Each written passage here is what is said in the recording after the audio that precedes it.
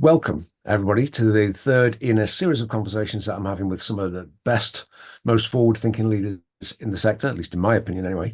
The last two conversations, we have talked about the concept of systems change and why, well, to start off with why all mission-driven organizations need to think about the systems that we're part of, and particularly to start understanding the systems that seem to create so many of the issues that we're grappling with. And last time, for those of you who were here, my guests, Holly Neat and Kate Lee, both of them talked about the huge influence of funding, how money, the way that money comes into the sector, comes into the systems, it has huge influence on the way that charities behave, on the way that commissioners behave, on the way that the system itself can behave. So it can help us improve how the system works. Equally, it can make us change to fit into the system. We end up, I think Polly described inadvertently, helping to perpetuate some of the problems that actually need to be fixed. So today we are going to talk about money and the power that comes with it and everything else. But in particular, how money can be harnessed to drive rather than to hold back the kinds of systemic structural changes that we want to see. And I'm exploring that in the exceptionally fine company of two of my favorite leaders, Neil Heslop and Richard Hawkes. So Neil, for those who don't know, Neil, which I can't mention to many people, but Neil is the chief executive of the Charities Aid Foundation, which includes CAF America, CAF Canada, the CAF Bank, CAF Financial Solutions, all of which collectively responsible for distributing over £1 billion of philanthropic funding each year to charities around the world. He's also a board member of the Charities Bank, trustee of Kivo, and a member of the founding committee of the Blind in Business charity. So I think, Neil, you and I met about 8 years ago. You were chief executive of Cheshire at the time, and I was working with the Disability Charities Consortium. It feels like a long time ago. A scarring experience for us both, I'm sure. Thank you. Well, we've been working together. You've had me work for you since, so it can't have been that bad. And Richard, we met before that, I think, when you were chief exec of Scope, and neither of us had a single grey hair back then. That's how things have changed. Well, at least I still got some hair. Well, yeah, mine is starting to disappear. So Richard is also involved actually in the Charity Bank as an advisor. He's a trustee of UNICEF, chair of motivation on the advisory board of the World Humanitarian Forum. But his day job is chief exec of British Asian Trust, which was founded, I think, 13 years ago by King Charles with a whole bunch of very successful entrepreneurs from the South Asian diaspora. But the last 9 years, it's been under Richard's leadership, and it has become one of the preeminent organisations in the world in using social finance to drive systemic change. So question, Richard, how did you go from social care at Scope to leading the way in international social finance? Well, thank you very much, Martin, first of all, for your very kind introduction, but also for the fact that you coordinate and lead these sessions, which I know are very well received across the sector and stimulate lots of discussion. Bring, the convening that you do is always absolutely tremendous. So thank you very much for that. Sweet, thank you.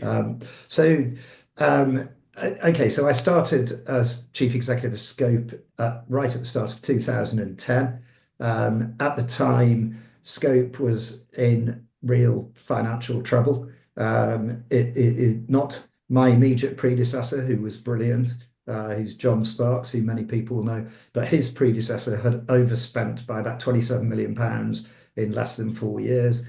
And I inherited an organisation that had no money in the bank, had to change payday not long before that, had no reserves, but also had a portfolio of care homes and services which were really old-fashioned and totally inappropriate.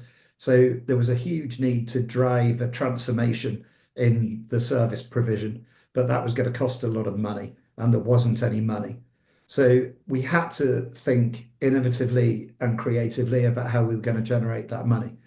At the same time, the new coalition government at the time, we all remember that coalition government came in, and amongst many pretty awful things that they did, one of the really positive things that they did right from the start was they really pushed and promoted social innovation and social finance, impact bonds, things like that. And there was a unit within the Cabinet Office, and I ended up getting connected to people there And one thing led to another. And at Scope, we ended up developing and launching what was the first ever social investment bond, which was an actual bond. It was listed on the Luxembourg stock market.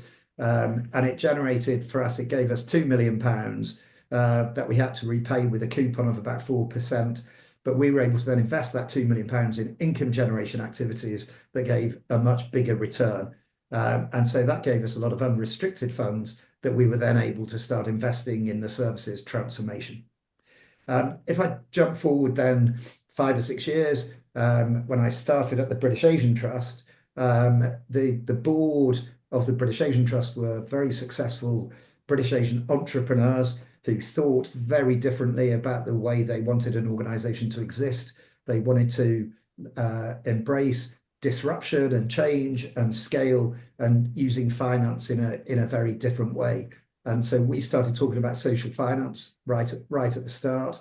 And the end result of that was that we then started to get very involved in development impact bonds and outcomes-based finance across South Asia, where we work.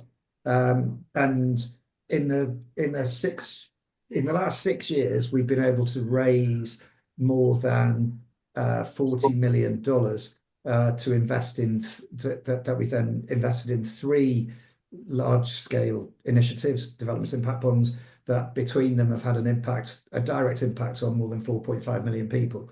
And so that's that sort of that journey. The British Asian Trust was just ripe for a different and innovative way of working. And we've been able to just capture that and drive forward those initiatives in India. And now we're looking at Pakistan. We will come back to those bonds very shortly because they are a fascinating instrument. I just wanted to check in with Neil. Hello, Neil. To start off with, I mentioned at the beginning that you distribute over £1 billion a year.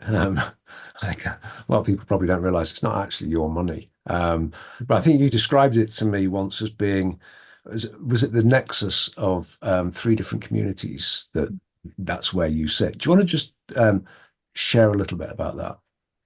Yeah, sure. And whenever I'm asked about CAF, I always start by saying, the clue's in the name, Charities Aid Foundation. It's a foundation to aid charities. That's all charities everywhere. But of course, that's actually a little bit misleading because, as you say, we're not a foundation in the traditional sense, because we're not sat on loads of money that's ours, tied to an endowment or anything. So yeah, we sort of sit at the nexus of 3 core communities. So there's a population of donors that we work with. So there's a couple of 100,000 individuals, and there's probably 3,000 to 4,000 corporations. So collectively, that's a community of philanthropists, donors, people who want to do good with the money, with the resources at their disposal. And then I guess the second community is that we sit at providing the donors with a meeting place to a fairly significant population of charities. In any one year, that's probably a couple of 100,000 charities in over 100 countries. And in essence, what we do as the meeting place between those communities is kind of like 3 core things. We encourage people to give and help them to do that efficiently and encourage them to do more. We look after the money for the time that we've got it. That time might be 5 minutes, it might be 5 years, and then we get it out to the people who are going to put the money to work, and we grant it out. And I guess then the third kind of core community that we think about is the government and the wider sort of policy making arena, where what our interest as in really trying to drive 3 forms of impact: more money into the sector, that money turns into more resilient and inclusive social purpose organizations. but also from a policy point of view, we seek to influence to try and improve the environment that those civil society actors are operating in by really providing advice and research targeted at that third sort of policy making community. And just on that piece, if you don't mind, obviously share what you can, and obviously don't share what you can't. But in terms of the new government what are you seeking to influence them towards, and what kind of reception are you seeing? I mean, are they interested? They're definitely interested. I think we were a little skeptical about that in the run up to the 4th of July, but I think there is genuine, serious interest. What we and our colleagues in the philanthropy subsector, if you like, what I like to think of as a coalition of the willing, so a bunch of organizations who are very interested, people like the Beacon Collaborative and community foundations and Association of Charity Foundations and a bunch of others. What we have really been saying to the government is, it's never been the case that anyone in the UK has really cracked the potential of philanthropy. And there's some examples in other places. So, we've encouraged them to look at Australia. Australian Labour government a couple of years ago set the target to double philanthropy by 2030. So what we're saying to Labour is, you're talking about a decade of national renewal. Why don't you double philanthropy over those 10 years, trying to move from 1 to 2% of GDP? And we formulated, here's a bunch of things that we think that you can adopt that would give you a real chance to get a sense of momentum in that kind of growth.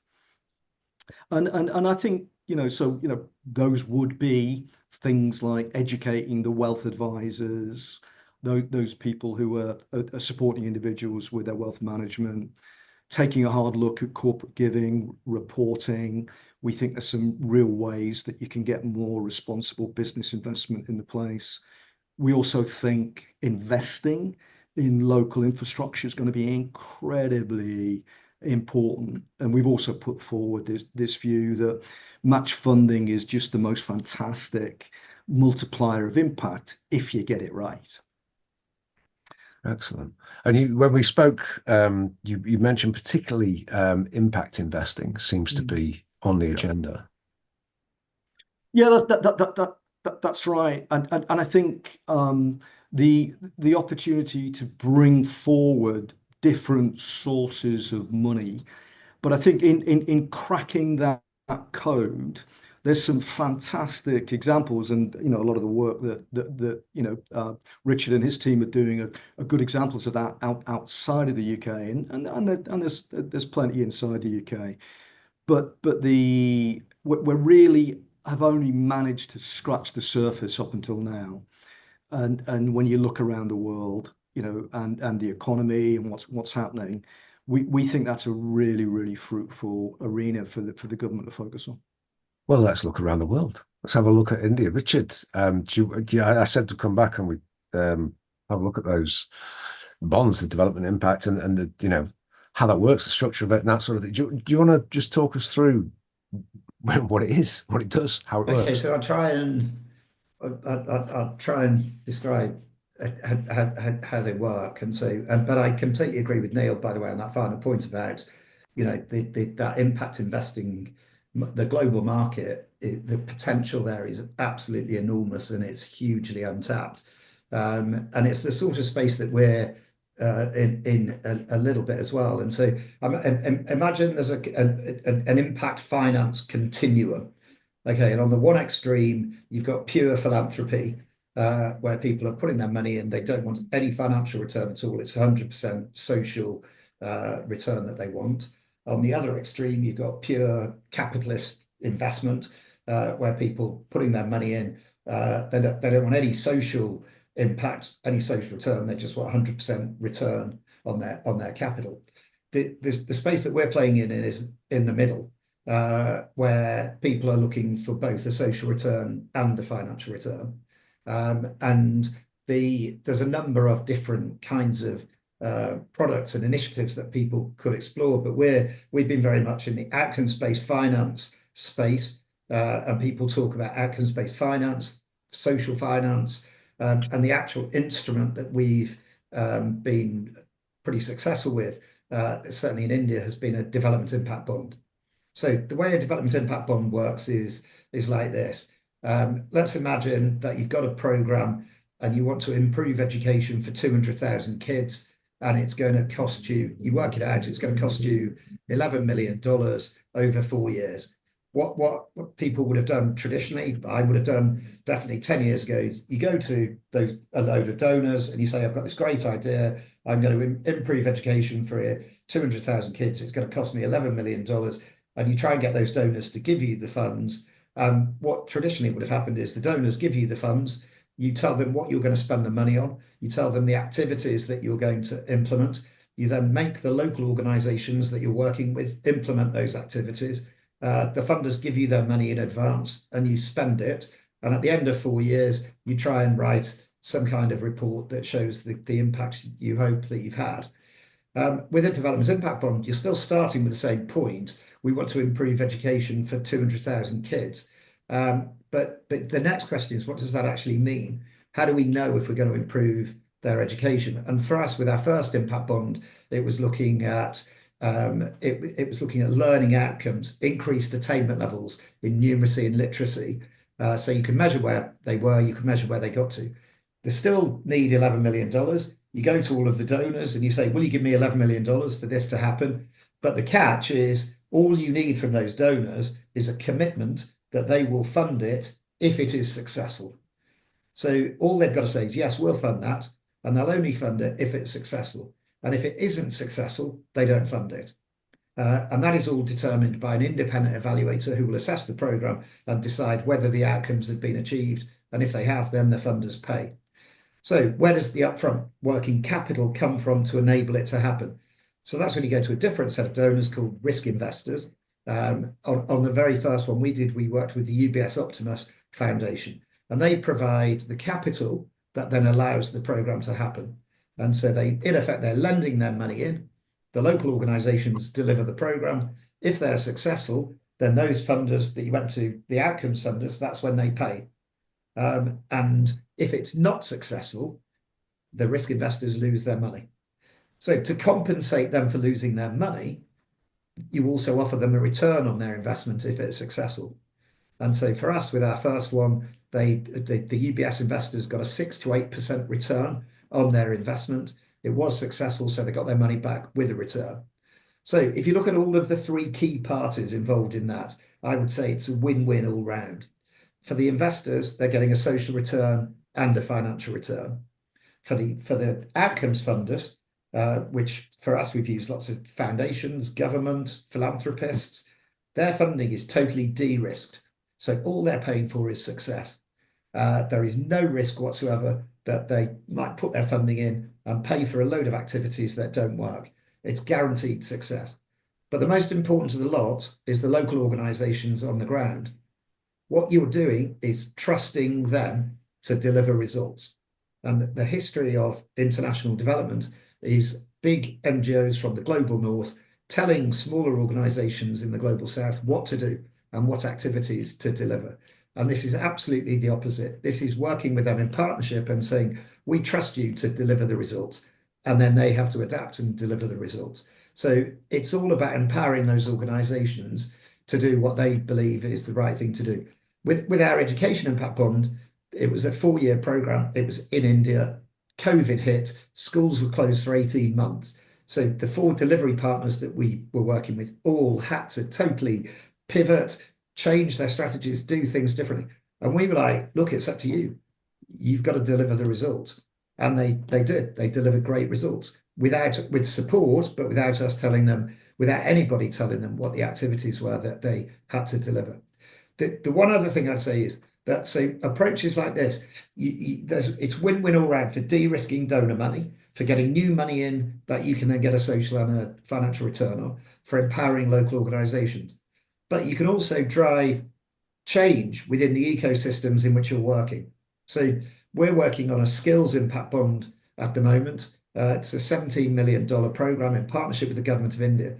And the biggest problem that they had was that most skills programs were focused on success was seen as giving certificates away at the end of a training program.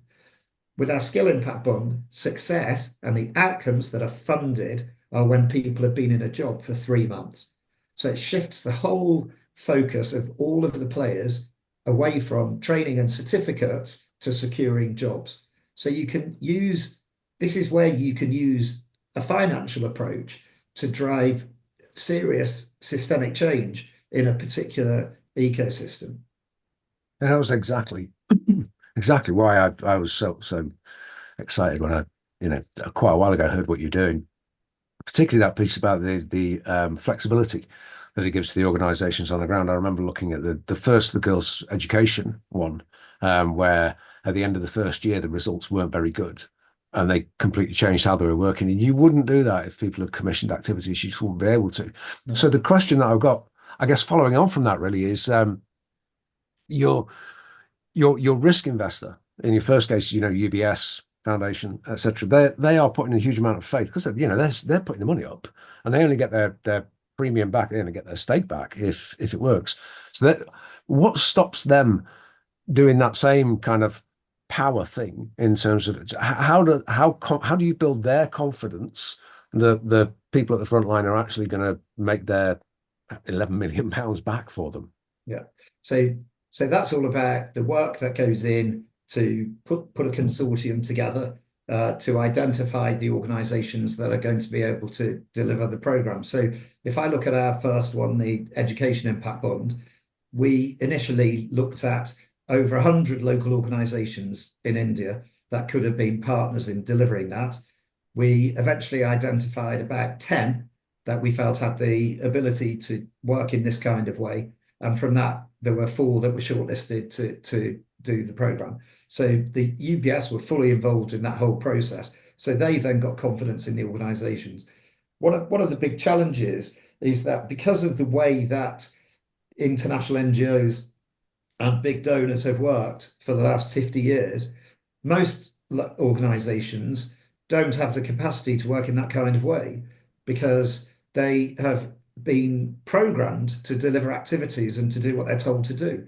So the appalling behaviour of international NGOs and donors has meant that those organisations a lot of them don't have the capacity to do that. So you've then got to work with organisations that do have that capacity. We're running a big programme in India at the moment that's all about building the outcomes based abilities of the sector. But then it's about shifting so that they're then empowered, they're in control, they're knowing about the data they need to capture, and so on.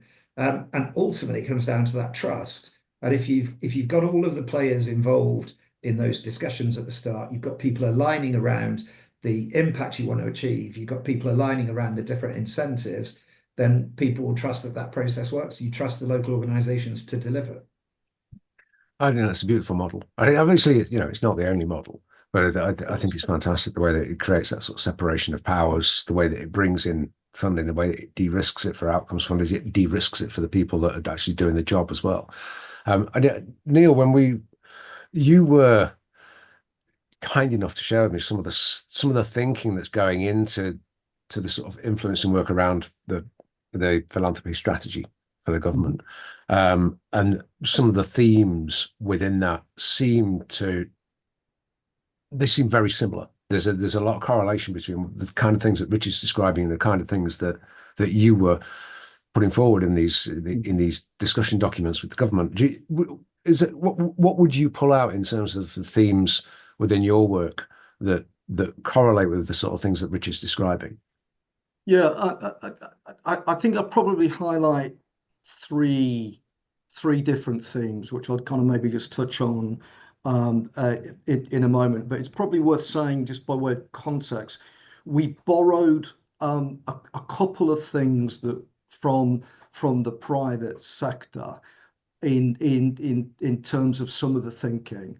So this concept about thinking global but acting local, which is fairly self-evident. but also, you know, this venture capital mindset is actually the money's never the problem. The problem is you get the right people and you get the right plan, and then the money will follow. And of course, for our sector, that's not culturally how we're wired, because it for so many of our day-to-day lives in the charity sector, that's just not the way it works. But so those two have framed up really three kind of core themes, and getting the people and the plan right, and thinking global but acting local really says, particularly when you've got a government who is structurally saying it wants to be mission led. So I think connecting that national or international or regional into mission led funding, and then mobilizing that through local delivery, and you know, some of the examples that Richard just talked about, you know, international NGOs and local actors. That's not a million miles from what you hear in our country about, you know, the big national players and you know, the small local community players. You know, philosophically, it's a very, very similar problem. So the first absolute theme is about getting that connection for mission oriented funding targeted at that local capability. I think the second key theme, and it really, this really borrows from what Richard was talking about in terms of that focus on outcomes. And we've seen some examples of it, some good and some not so good. But if you get the outcomes commissioning right, and you get that, the complementing what I just said about you know, mission driven and local delivery. But in order to make all of that work, the third really key theme that I think is that we've both observed and experienced as being incredibly important for success, it is this convening role. But I think that what we've seen by that is there's kind of two aspects of it. There's the national tops down multi-sectoral convening when you're thinking about the public, private, and third sectors. And then there's the analogous but quite separate and different, very, very local convening centered around a particular place or community or thematic cause. And both are required. And to kind of, I guess the example I would use from our experience was, you know, in COVID, you know, we tried a bunch of stuff and learned a bunch of stuff. And from that learning is what has informed some of that thinking. And just to kind of bring that to life a little bit, we ran a thing called the CAF Resilience Fund during COVID. And what that was, although having said that we didn't have any of our own money, we managed to find some funding in the first few weeks of COVID, 5 million quid. And that was all about getting cash out to the front line very, very quickly to stop small organizations falling over in those first 6 or 8 weeks of lockdown. But we took that 5 million quid into a dialogue with a bunch of corporate partners. In our case, the Association of British Insurers, Trade Association, 37 for-profit financial institutions who ponied up 84 million quid. So then we had 89 million quid, and then together we participated in a dialogue with DCMS in their community match, and we took 20 million of ABI's 84, and DCMS matched it with another 20. All of a sudden, you've got 110 million quid in order to fund a program targeted at resilience building in different ways. But the final phase of that the final 20 million quid of that, what we did was, because we recognizing that while we were convening at the national level and having some success, our ability to convene effectively at the local level just wasn't there. So we took 20 million quid and we divided it up into 3 mission-led funds. And one was focused on 16 to 30 reskilling. One was focused on ethnic minority-led organizations. Another one was focused on disability. And we identified partners who were in a much better position to work with us in order to do that local convening, either directly or with their network of larger. And in actual fact, one of them, the disability partner, was Scope, ironically, given we got Richard. Anyway, so that I don't know if that helps, Martyn, but that No, some of no, the things we're doing. it does, and I think it's those three areas in terms of the sort of mission-based funds geared towards local solutions, the sort of outcome-based commissioning, the way that Richard described it with that kind of blended capital model for the risks, and the importance of convening that national level and that local level, and it brings out to me. I'm just scribbling some notes down here. There's a couple of key challenges, and I think whether these are challenges that you faced as well, Richard, I don't know. That one is the kind of cultural challenge that you talked about. That we're used to within those dynamics. There's one party that tells the other party what to do, the one with the money, and the other party sits there and waits to be told what to do. And there is a bit of a sort of learned helplessness within parts of the sector. We're sort of not geared up for making these decisions, and that feeds into things like the commissioning model, and particularly if some of this is going to be government money. You mentioned, Neil, there with outcomes-based funding when you get it right, and we know we've seen it when it goes wrong with when it went right, the outcome-based commissioning on reoffending with the sort of Peterborough social investment bond. If people have got long enough memories, that went really well, and then it got rolled out. Well, it didn't get rolled out; it got perverted and thrown out nationally as privatising probation, and that was supposed to be outcomes-based, and that was an absolute disaster. So there is something around how you, and maybe this speaks to that second point, which is about the convening capability, the ability to bring in the right partners, the ability to bring in the right blend of capital, and the ability to manage the risks, the incentives, and the power balance, so that you actually get the right kind of solutions. And it made me wonder when I was looking at, the first time I saw the model that Richard's using in India, and I did kind of think, well, there's a whole load of people funding it, there's a whole load of people doing it. How come British Asian Trust got its name all over it when it doesn't seem to be doing anything? But maybe that's what you were doing, that kind of convening role. Is that right, Richard? Thanks for that, Martyn. So, how would you describe the British Asian Trust role, and how does that relate to those challenges? So it's absolutely about that convening primarily. I mean, there are a range of other roles in it. We on the initiatives that we've done, we've been the main fundraiser for it, but it's been about convening and then managing the consortium once things are up and going. I mean, we're one of our initiatives in India at the moment is a 30 million structure that is focused on foundation literacy and numeracy, and is going to impact more than 4 million kids over the next 5 years. There are about more than 20 organisations involved in that, and whether that's outcome funders, risk investors, delivery organisations, evaluators, and so on. And we play that role at the centre of that, holding it all together, and managing that. So a huge amount of time and effort goes into that. You can imagine consortia are not easy to manage. But if you can get that group of people together and all of that funding is de-risked and you're going to have an impact on 4 million kids, it's totally worth it. And so I would say, so that convening is hugely important.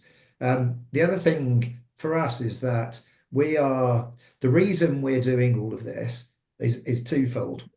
One, because you can put together structures that can have an impact on a huge number of people. But the more important reason is to drive systemic change. And our sort of starting point overall is that, depending on who you talk to, there's a $3, $4, $5 trillion funding gap to achieve the Sustainable Development Goals. by 2030. We're not going to get that money. But the answer isn't just about getting more funding in. One of the solutions has to be to make the current system more efficient and more effective. And there can't be anyone in the charity sector or the international development sector who doesn't think there are inefficiencies there, inefficiencies in funding, in delivery, in government funding, and so on. And without question, outcomes-based finance, social finance, development impact bonds can play a massive role in making that funding more efficient and more effective. So as I said, when I gave the example, if you can get that funding focused on success and you can get everybody focused on what the impact is you're trying to make, and then you collect the data that enables local organizations to be empowered to deliver that, that's driving a big change in the way that things happen. And so for us, there's a much bigger goal in all of this, which is to really make the system more efficient and more effective at that global level. And that goes to there's a question that's just appeared in the chat, which I think it's a really good question to just pick up, which is what typically happens at the end of the funding period. Do you have to get more money to keep it going? But what you're describing, I think, is that actually this is a process of embedding change. Yeah. It's not about constantly getting more funding in to keep doing the same work. Yeah. So I'll give you an example. So with the first education impact bond, it was a 4-year initiative, and all of the parties signed up to that over 4 years. What we knew was that throughout that 4 years, because everything is based on data and evidence and results, we were having to capture all of that. And so the different delivery organizations all had different modus operandi. They were all focused on different ways. That then gave us the data and the evidence to sit down with different state governments in India and say, these interventions led to the strongest results. And so for us, it wasn't about then replicating that program. It was about how do you use the evidence from that to scale up at an even greater level by taking the results and the learning to government to be able to show that there are then ways of them focusing their funds in a more effective way. Now, as it happens, we then, all of those discussions and further discussions with some of the funders and with government led a number of years later to LiftEd, which is the initiative we launched earlier this year, which is the 30 million one. And that's taking it to another scale. And there are actually, within that, there are a whole load of systems change indicators. So it's the first impact bond that has actually got metrics within it that are about systems change as well. And so for us, with all of them, it's not about let's do an initiative, let's do a program, and then let's keep that going. It's how do you take something, learn from it, and then look at having an even bigger impact with it. And that was key, because that was where I was going to go next, which is just mindful of time. Time's flying by. Which was about scale, and you've just kind of taken us straight there. Which the way that you're designing this is about the idea, because if you're building in a dependency on fundraising in order to improve outcomes, you're never going to get to any scale. And what you're talking about here is you demonstrate in a way that the system can work differently in order to produce better outcomes, that you can then scale that model itself without, That's exactly it. And there are examples of organizations around the world that have grown quickly with great ideas, then they expand what they're doing. They have to keep fundraising for that. Then they keep growing. They have to keep fundraising more for that. Everything comes dependent on their ability to keep fundraising. And it's just unsustainable. And if something, you only need one big global funder like Gates to change their strategy, and thousands of organizations then don't know what to do. And so it should all be about being that catalyst for change. How do you learn from something that you then integrate with a government system, for example? So a lot of what we do is actually then in partnership with the government. So the Skills Impact Bond is working with the Indian government's National Skills Development Corporation. LiftEd is part of one of the big national government schemes, so that from the start, you're embedding it within that so that you can then achieve that much greater scale down the line. And that's the question for us, I guess, isn't it, Neil? This is how do we, all the best things. If you speak to probably half the people that you speak to, Richard, I'm sure all the best things were invented in India. But in this case, how do we bring some of this scale thinking back to the UK? Because I mean, Neil, you were as familiar as I That, you know, there are pockets of these things, and there's lots of small examples, but it seems almost like, you know, we do a small thing, bit of systems change here, people pat themselves on the back. It doesn't scale. What are your thoughts there? Well, I think that's an endemic British problem in my opinion. So everything that we just said with through the lens of efficiency, effectiveness, thinking about us as a third sector. If we could only make the best the average, you know, we'd be doing an amazing job. That is exactly, if you listen to Wes Streeting talking about the NHS, it's exactly what he's talking about. If you listen to Johnny Reynolds talking about how you commercialize tech-based startups, how the British University estate actually translates all the wonderful innovation and turns them into, you know, the unicorn, billion-dollar companies. So Britain as a whole has a problem with short-termism and efficiency and effectiveness. And I think we just got to all own it. I think in terms of leaders, whether they're leaders in the private sector, the public sector, or the third sector, and recognize, particularly through the lens of what's going to happen with, this little thing like AI, our world is going to be transformed in the next 5, 10 years. And that is going to demand of us a level of thinking culturally, a level of joined upness, and a focus on system change and an imperative to scale, as never before. And it's both scary as hell and incredibly energizing when you think of the potential. But our barriers about that taking the best and making it the norm are so analogous to the rest of our society's challenges. Creating opportunities for more cross-sectoral alignment has to be how each of the sectors change fundamentally what we all care about, which is that combination of economic development and social cohesion, isn't it? And they are inextricably linked. And I didn't know whether you were going to come in there, Richard. I think you were just coughing. I wasn't, I was coughing. Those two things again, the sort of the cultural challenge of the way that money flows within our systems at the moment, within the UK particularly. We still have a very, very, very top-down approach to it, but also the skill at convening. And I know that we do convening within the sector, but we tend to convene the sector. There's a brilliant report from a Canadian organisation that looked at place-based working in the UK, 170 different place-based initiatives, 15 different organisations leading them, etc. But 80% or 90% of the participants in there are VCSE organisations. There's very little in terms of businesses, in terms of state organisations. It seems to be much more difficult. But I mean, Richard, in terms of that sort of, what have you learned about convening, the skills, the qualities? I mean, how do we get the capacity to bring people together, to leverage different types of investment capital, etc., and bring businesses and governments? How do we develop that?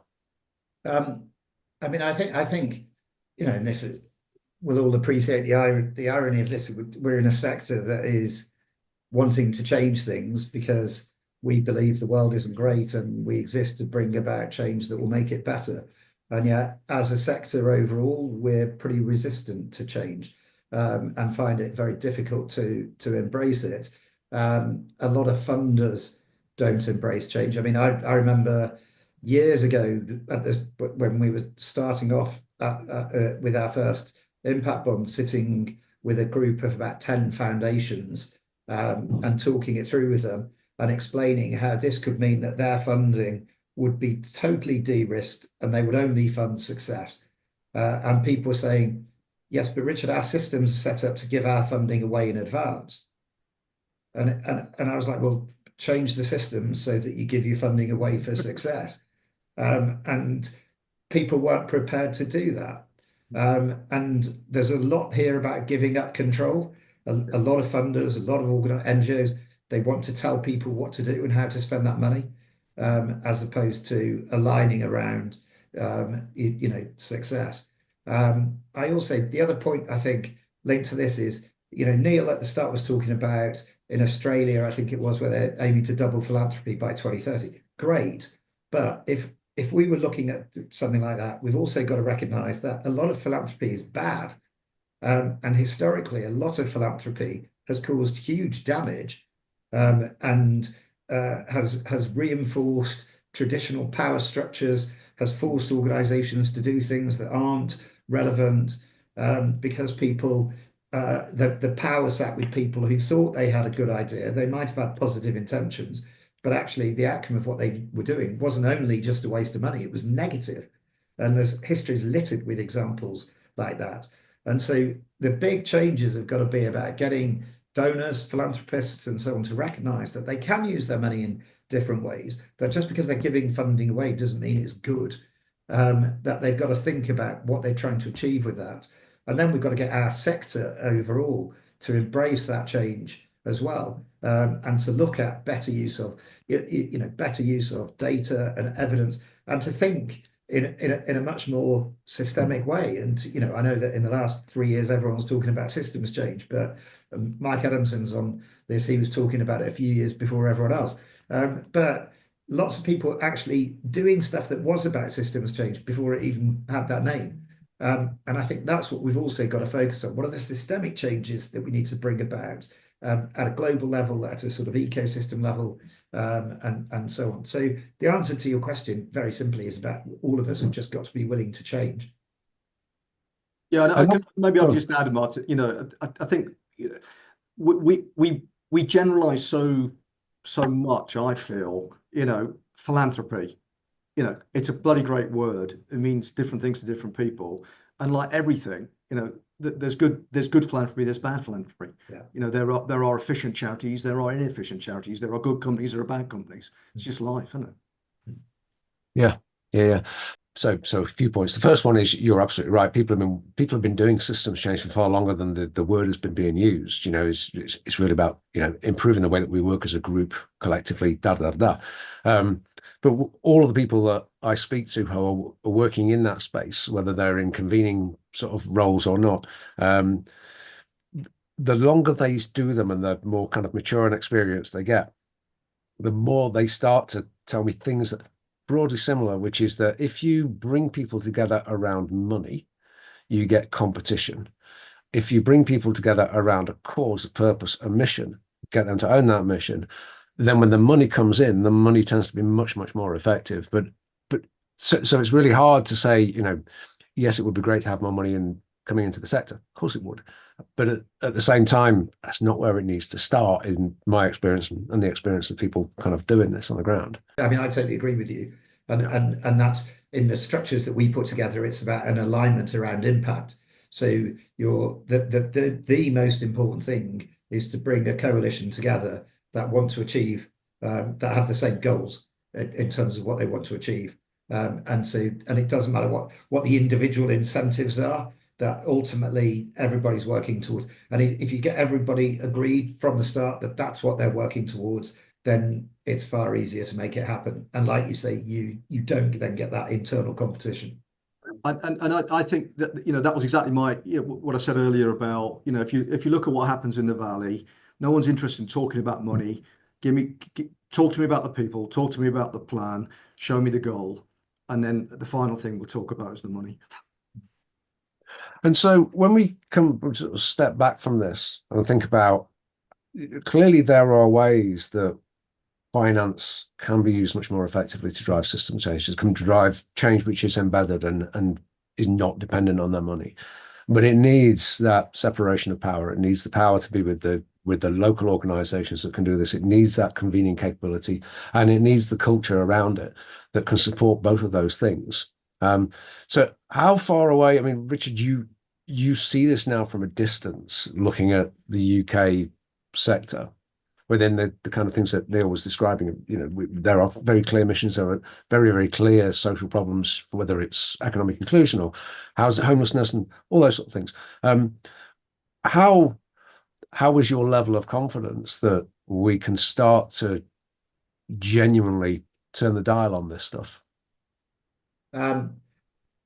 Okay, so my experiences in the last 6 or 7 years have been much more in South Asia. And if I look at a country like India, I'm hugely confident, because in India, the sector feels like a breath of fresh air at times compared to certainly my experience in the past of the sector here. Now, I haven't been that involved in the sector in the UK for a number of years, but the not-for-profit sector in India is much more about social investment. It's about impact. It's about people really focused on the impact they're trying to achieve. There's more data involved. It's not so, it used to be quite old-fashioned. It used to be about traditional grant giving, but it's changed rapidly in the last 10 years. And for me, I think that the country overall is very entrepreneurial. There's very entrepreneurial attitude. People embrace change. They embrace risk. And all of those things need to happen. If you look at the UK sector, I think the UK not-for-profit sector, the UK charity sector is very risk averse as a rule. Boards of trustees are very risk averse. You can get people from the private sector, they join a charity board, and all of a sudden they're the most risk averse people, and so charities they don't embrace risk. And whereas there's definitely a culture in the not-for-profit sector in India of try things out. If it doesn't work, what do you learn from it? And then how do you scale up the next time? And I've been really lucky at the British Asian Trust that our board thinks in exactly that kind of way, as opposed to, if you invest, so much money in something and it doesn't work, then that's failure. It's not seen as failure. It's seen as ways of learning. And so I think that, look, I'm sure there are great examples in the UK of people doing great things. But certainly as a sort of sector overall, in a country like India, I'd be far more optimistic about a lot of this happening than I would in the UK. What are your thoughts, Neil, on that same point? Yeah. I mean, I broadly agree with Richard's core analysis. I mean, I spent a lot of time working in North America and in parts of Asia and Africa, and there is something about those cultures that is more confident in focusing on problem solving at speed. And I do think culturally, and I don't think this is just a British thing. It is it's a European thing more that I think we can learn and borrow much from other parts of the world to shine a light on, frankly, some quite uncomfortable things. Because although we all talk about how, our challenges, and we all know there's lots of them, compared to the resources, compared to, the environment in which many of those other examples in other countries are operating, we are extraordinarily lucky. And yet we do find ourselves, and here I am in a large UK centric but global organization, and there I know there will be examples outside of that door of bureaucracy, of slowness, of an inability to take the right risk that gets to the outcome. And I think it's incumbent on all of us, wherever we see it, in our own organizations more broadly, is to challenge it. Because, and I know everyone's knackered and fed up, or a lot of people are, but, we've got what we've got, and we've actually got an awful lot of opportunity. But a lot of the things that have bogged us down and become endemic in our society over the last 10, 20, 30, 40 years, collectively as a society, we've got to break free of. Otherwise, that stodge is going to inhibit what we all want to see.